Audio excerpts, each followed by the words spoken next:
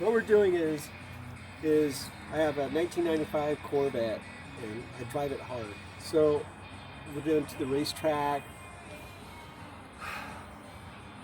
and then to the coast. I'm driving the shit out of it basically. So we have a knock in the engine and it sounds like crap and we gotta take the valve cover off. Take the valve cover off, we gotta take off the belt and certain things. We don't have something, so I'm gonna use something that you guys won't like, is a crescent wrench to see if I can get the belt because it's really tight. We lost everything in the fire, so the tools are very limited right now in funds. But, okay.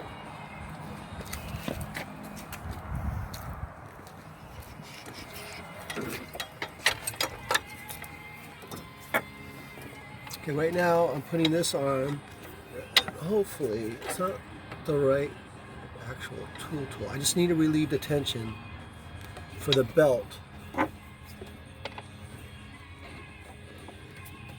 There, that works. Okay, I need a little bit more. See, crescent wrenches are good, but you have to make sure your adjustable part, like since I'm going, let me show my crescent wrench. Since I'm going this way on the bolt, the fixed side on a crescent wrench, this is really stupid people. Anyway, so it has to be on the power side. You don't want this on the power side. 96.7. But it is using it and doesn't look like it's going to hurt the bolt. So I'm going to try again and then we're going to take the tension off. I need a bigger grip on it. I'll just kind of do that. Nice and tight, as tight as I can. See how much room I got. I'm running out of room. Yeah, almost there. All right, there. It's off. Okay, now to put the belt on, we're going to do the same thing, but there's a diagram on how to do it. All right, the belt is off. All right. And now we're going to take off the brackets and then take this off and find out why my poor baby was making noise. I didn't treat it well. All right. So what happens when Corvettes sit? Crap happens because all cars need and love to be run. And the best thing about Corvette people is the Corvettes are new, but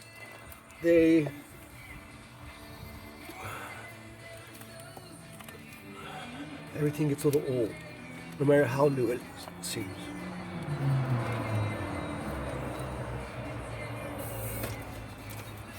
All right, here. I take this off. All right, Nikos, you want to get some tools? Yep. And then we'll. All right, so now we're going to take this bracket off. We need to take the valve cover off because we're having major noises. I hope I didn't break the head. All right, take these off.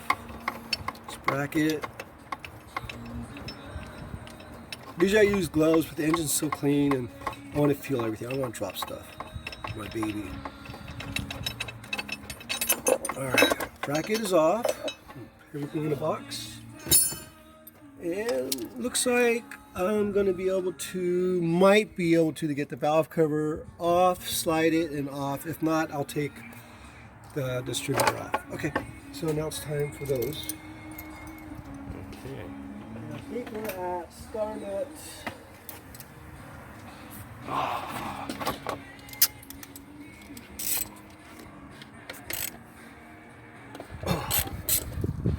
Loosen them a little bit. Creates an easier tension all the way around, I think.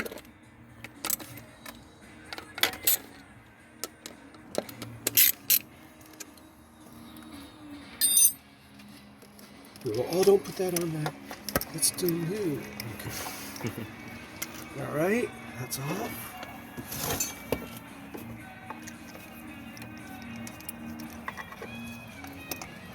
Oil. Dio, I need a rag. Where are they? I don't know. Just in the box, there's shirts. Oh, tension, weird tensions on these two, and that's what's moving a lot when I started the engine. I gotta be careful because we didn't buy valve cover gaskets because we can't afford it right now. So what I'm gonna do is be careful. one right here, but let's see what I can do here.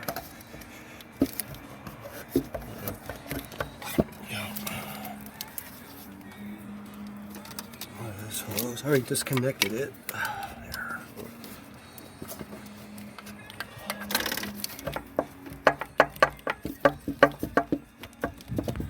That's too tight. Yeah, I got to disconnect the wiring harness. These lines right here. This is the fuel injector lines. I'm going to disconnect it from here and disconnect the battery. All right. Yep. And get that off. Disconnect the battery first, right here. Always. Do anything electrical. That's just a rule. We're just putting a battery in because I have a short in the back hatch. Okay. We took off the alternator, which is 2 volts. So it was really easy. You know, everything's easy to do something that should have been easier, like on old school cars. But who gives a crap? It's a Corvette. So that's off. Now we're going to take off the valve cover. Thought I'd have to take this off, but I don't. Thank God. All right, let's see what the problem is. Hopefully we're not. Okay, hold on. Here. It's stuck somewhere. Here we go. There we go. All right. All right. So let's see if there's anything. I don't want aluminum pieces bent. So, oh, right here. I got a bad rocker. It's totally hammered. I was not losing, there's no metal shavings, but I was not losing power. You can see where it's cracked right there.